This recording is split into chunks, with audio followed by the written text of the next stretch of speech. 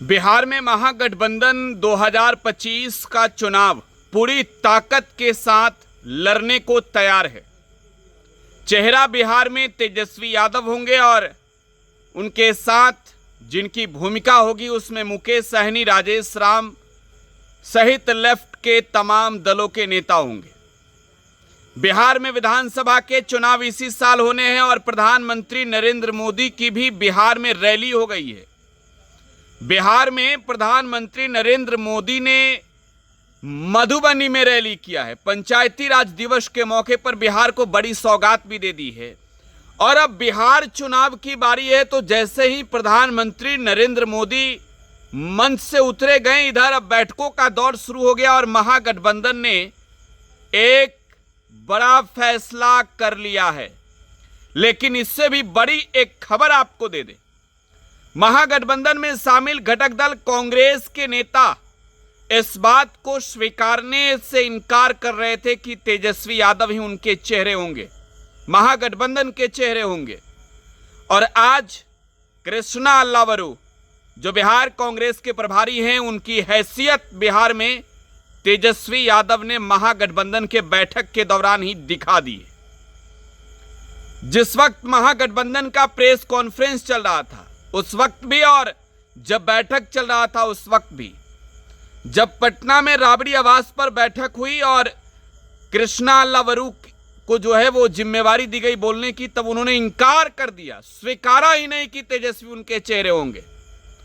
तब तेजस्वी एक और कृष्णा अल्लावरू को, दूसरी ओर मुकेश सहनी को बैठाए थे और आज कृष्णा अल्लावरू को वो जगह दिखा दी गई। तस्वीरें हम आपको दिखा भी रहे हैं। ये तस्वीर जो है वो महागठबंधन के बैठक की तस्वीर है और इस तस्वीर में आप देख सकते हैं किस तरीके से महागठबंधन के बैठक में तमाम नेता मौजूद हैं। एक बड़ी रणनीति बिहार चुनाव को लेकर जो है वो इस बैठक में बन रही है और इस बैठक में क्या कुछ हुआ है दोस्तों, आज इसी रिपोर्ट में आपको हम बता देंगे। ये जानना बेहद जरूरी है आपके लिए कि महागठबंधन 2025 का चुनाव कैसे लड़ेगी। बिहार में प्रधानमंत्री नरेंद्र मोदी आए और अब प्रधानमंत्री नरेंद्र मोदी ने भी यह साबित कर दिया है कि इस बार का चुनाव भाजपा के लिए बहुत मुश्किल है। प्रधानमंत्री नरेंद्र मोदी ने बिहार की जनता को जवाब ही नहीं दिया है। तो ये दो पहलू, पहले आपको प्रधानमंत्री के रैली के बारे में विस्तार से बता देते हैं, फिर महागठबंधन से जुड़ी खबर, वो खबर जो अंदर खाने की है, जो आप तक अभी तक किसी ने नहीं बताया होगा, पहुंचाया होगा, वो भी जानना बेहद जरूरी है। देखिए, प्रधानमंत्री नरेंद्र मोदी के सामने मंच से नीतीश कुमार आज इस बात को फिर से दोहराते नजर आए कि अब दोबारा इधर उधर नहीं जाएंगे। इशारा किसके ओर था? राजीव रंजन सिंह और लल्लन सिंह और संजय झा के ओर। और अब प्रधानमंत्री नरेंद्र मोदी का जब संबोधन शुरू होता है तो बिहार को लेकर वो तमाम बातें होती है जो बिहार की जनता को सपनों में उम्मीद है, इंतजार है। लेकिन जो पिछले चुनावों में वादे किए गए, उन वादों का हिसाब प्रधानमंत्री नरेंद्र मोदी ने बिहार में नहीं दिया है। मधुबनी से 13,480 करोड़ की योजनाओं का शिलान्यास और उद्घाटन प्रधानमंत्री नरेंद्र मोदी ने किया, लेकिन बिहार की जनता को यह नहीं बताया कि 1.25 लाख करोड़ रुपए का जो पैकेज बिहार को मिलने वाला है, उस पैकेज का हिसाब कितना और कब हुआ।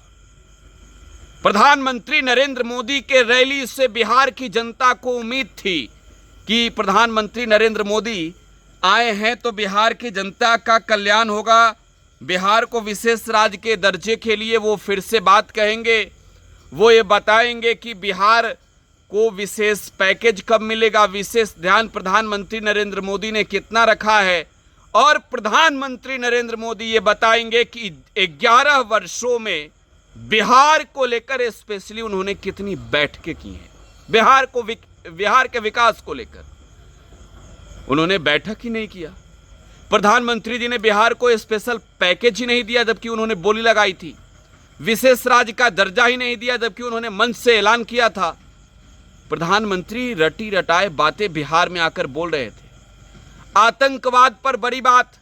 जब कानपुर के रैली को प्रधानमंत्री ने रद्द किया तो बिहार में रैली करने का मतलब क्या था, इस थ्योरी को आप समझ लीजिए कि बिहार में चुनाव है। खैर, प्रधानमंत्री ने आतंक के आकाओं को बिहार से ही चैलेंज दिया है। प्रधानमंत्री नरेंद्र मोदी ने बिहार से ही ये कहा है कि मिट्टी में मिलाने का समय आ गया है। जो कल्पना नहीं किए होंगे उससे भी बड़ी सजा मिलेगी। आपको मालूम है, पहलगाम में 25 लोगों की हत्या कर दी आतंकवादियों ने, पर्यटकों की हत्या हुई और देश में सरकार नरेंद्र मोदी के नेतृत्व में है। पुलवामा का हिसाब अभी मिला नहीं, अब पहलगाम अटैक हो गया। विपक्ष के लोग सवाल पूछ रहे हैं कि जिम्मेवारी तो तय कीजिए, लेकिन प्रधानमंत्री ने जिस लहजे में चेताया है भारत के विरोधियों को, आतंकियों को, आतंक के सरगनाओं को और उनके आकाओं को, आज पीएम ने यह कहा है कि मिट्टी में मिला देंगे। तो जाहिर सी बात है, इस चुनावी साल में बिहार से प्रधानमंत्री नरेंद्र मोदी के इस किए गए ऐलान का भी इंतजार देश भर की जनता को होगा कि पीएम ने जो कहा वो किया क्या। खैर, वक्त है, अभी हिसाब तो लेंगे। प्रधानमंत्री ने बड़ी बात कही है, लेकिन अब इसके बाद प्रधानमंत्री की रैली खत्म होती है। बिहार में महागठबंधन की बैठक सदाकत आश्रम, जो कि कांग्रेस का दफ्तर है, वहां शुरू हो जाता है। नेताओं की मौजूदगी में एक अहम फैसले लिए जाते हैं और फैसला ये कि 4 मई को तमाम जो विधायक हैं, इस बात को नोट कीजिए, तमाम जो विधायक हैं महागठबंधन के, जो सांसद हैं राज्यसभा में और लोकसभा में, जो विधान परिषद है, जो जिला अध्यक्ष हैं, उनकी बैठक बुलाई जाएगी और किसी एक पार्टी के नहीं बल्कि सभी पार्टी के। तो देखिए, तमाम दलों के तो लोग होंगे, वीआईपी के जिलाध्यक्ष के अलावे कोई होगा नहीं, क्योंकि वीआईपी बिहार की सियासत में आज के वक्त में सिर्फ सपनों में है, उम्मीदों में है कि भाई ख्वाबों में है डिप्टी सीएम बन जाना है।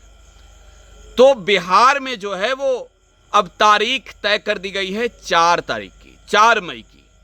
बिहार की जनता के बीच क्या मैसेज लेकर जाना है, ये तय आज की तारीख में हो चुका है। 17 महीने बिहार में महागठबंधन की सरकार रही।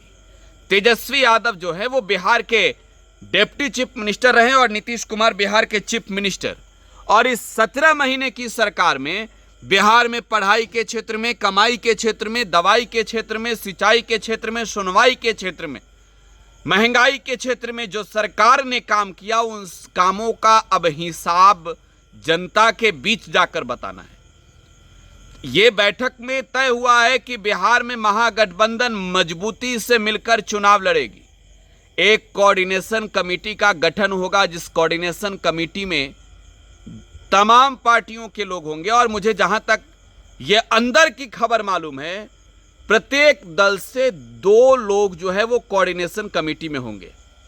इसके अलावा अगर आपको बताएं तो कोऑर्डिनेशन कमेटी के अलावा जो बिहार में महागठबंधन है, तो जो साझा कार्यक्रम होंगे बिहार में, इसको लेकर भी रूपरेखा तैयार की गई है। साथ ही साथ महागठबंधन के इस बैठक में सीट शेयरिंग के फॉर्मूले पर भी चर्चा की गई है और बातें निकलकर सामने आ रही है कि महागठबंधन की बैठक में सीट शेयरिंग का फॉर्मूला तैयार हो चुका है। महागठबंधन की बैठक में सीट शेयरिंग का फॉर्मूला तैयार हो चुका है, तो महागठबंधन की अब बैठक संपन्न हो गई है। अब अगली तारीख तय कर दी गई है कि भाई 4 मई की तारीख, जगह बताई जाएगी, संख्या बड़ी होगी। तो बिहार की राजनीति को लेकर अब फैसले की घड़ी है और बिहार की राजनीति को लेकर आज की तारीख एक अहम तारीख रही है। आप अपनी प्रतिक्रिया कमेंट बॉक्स में छोड़े जाइएगा। फिलहाल आप टुडे बिहार न्यूज के साथ बने रहे। धन्यवाद।